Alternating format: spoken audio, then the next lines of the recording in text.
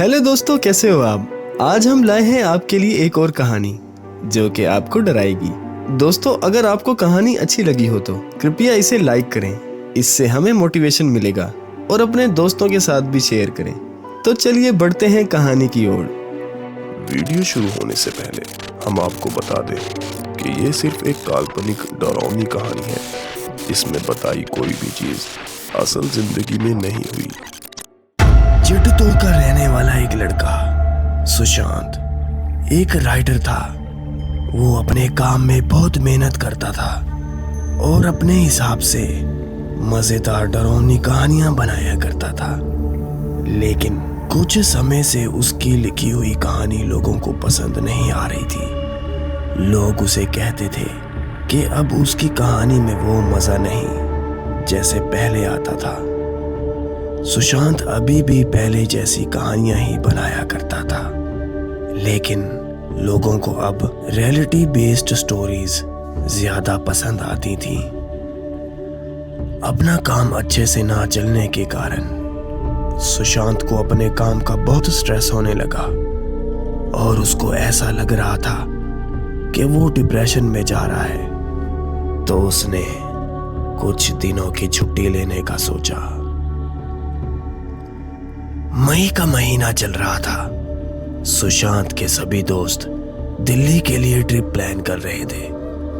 उसके दोस्त राज का फोन आता है और वो सुशांत से पूछता है कि क्या तुम भी आना चाहोगे मेरे साथ।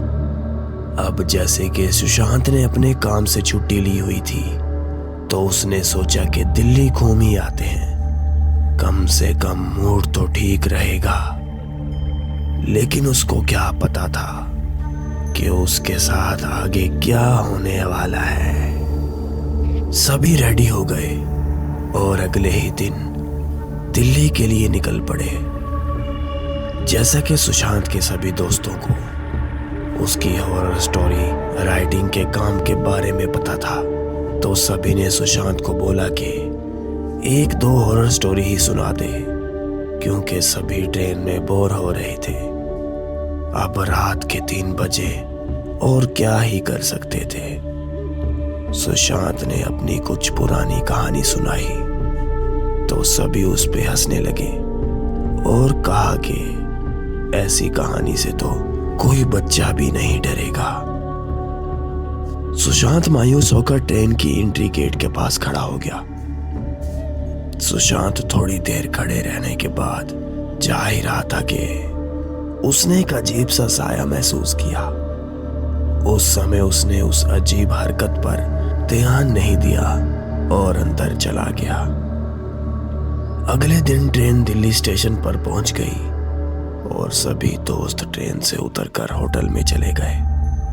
कुछ समय आराम करने के बाद वो सभी निकल पड़े और दिल्ली घूमने लगे। घूमते घूमते उन्हें एक किला दिखा। उस जगह का नाम था खूनी दरवाजा। उस जगह का वातावरण कुछ ठीक नहीं था। पूरी दिल्ली में गर्मी हो रखी थी और सबसे अलग बस यहाँ ही ठंड पड़ रही थी। सुशांत को ये देखकर बहुत उत्तेजना हुई और उसने सबसे कहा कि चलो अंदर चलते हैं, क्या पता कुछ यूनिक ही अद्भुत चीज दिखाई देखने को मिल जाए। जैसे ही उन्होंने दरवाजा खोला, करीब 50-60 चमगादड़ एकदम से उस दरवाजे से बाहर की तरफ आए, मानो जैसा चमगादड़ उन्हें अंदर जाने से रोक रहे थे। चारों ओर अंधेरा छाया हुआ था और सभी अंदर की ओर चलते गए। कुछ देर अंधेरे में चलने के बाद सुशांत और उसके सभी दोस्त एक बड़े हॉल में आ पहुंचे। किसी को कुछ भी दिखाई नहीं दे रहा था और सभी सिर्फ मोबाइल की टॉर्च की मदद से आगे बढ़ रहे थे कि तभी अचानक कमरे में थोड़ी रोशनी आने लगी। ये रोशनी हॉल के बीचों बीच एक मूर्ति पे जा रही थी। वो मूर्ति एक औरत की थी। वो बहुत सुंदर थी कि मानो साक्षात कोई अप्सरा खड़ी हो। सुशांत और उसके दोस्त उस मूर्ति से आकर्षित होकर उसके पास गए और उस मूर्ति को छूने लगे। जैसे ही उन्होंने उस मूर्ति को छुआ तो हाल का वातावरण ही बदल गया। मकड़ी के जालों से बड़ा झूमर चमकने लगा, टूटी हुई दीवार जुड़ने लगी और उस पे चांदी की परत जमने लगी। वो डरावना हाल अब एक सुंदर 5 स्टार होटल में बदल चुका था कि जैसे किसी की बर्थडे पार्टी चल रही हो। सुशांत और उसके दोस्तों को ये सब देखकर समझ नहीं आ रहा था, तो वो सभी एक कोने में खड़े हो गए। उन्होंने देखा कि वो जो औरत की मूर्ति थी वो एक जिंदा औरत में बदल चुकी थी और उसके कपड़े देखकर लग ही रहा था कि उसका ही जन्मदिन होगा। आसपास ये जो भी हो रहा था ये सब उन आत्माओं का करा धरा था। सुशांत और उसके दोस्तों को ये सब तब पता चला जब उनके शरीर से कुछ आत्मा आर पार हुई। उस दृश्य में सभी आत्मा बहुत खुश थी कि तभी उस औरत के पास उसका देवर पहुंचा। वो बहुत ज्यादा नशे में था।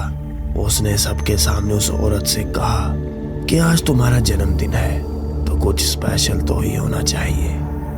ये कहकर वो उस औरत को धक्का देकर उसकी इज्जत लूटने की कोशिश करता है कि तभी वो औरत पास में ही पड़े चाकू से उस आदमी का गला काट देती है। इस हादसे के कारण वो शर्म के मारे अपने आप को जिंदा जलाकर मार देती है।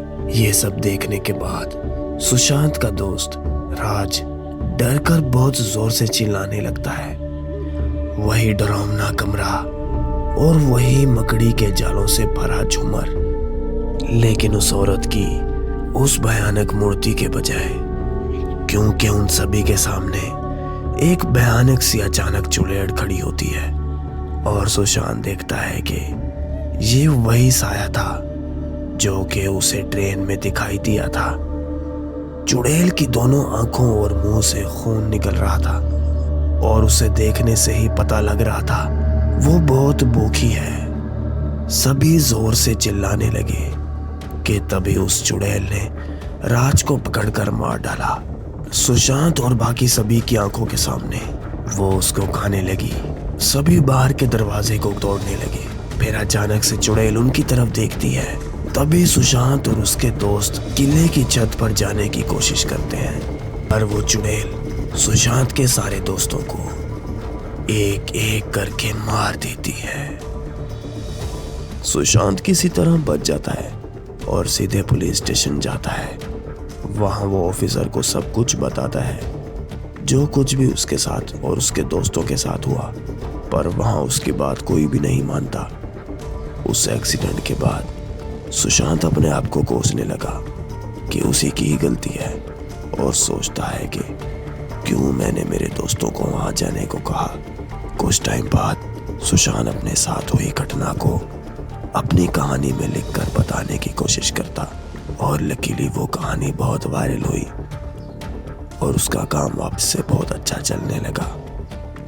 फिर थोड़े टाइम के बाद सुशांत उसी जगह गया जहां उसके दोस्तों की मौत हुई थी। उस दिन के बाद सुशांत भी गायब हो गया और ये किस्सा एक कहानी के रूप में ही रह गया। चैनल को सब्सक्राइब करें और बेल आइकन हिट करें ताकि हमारी हर आने वाली वीडियो आप तक पहुंच सके।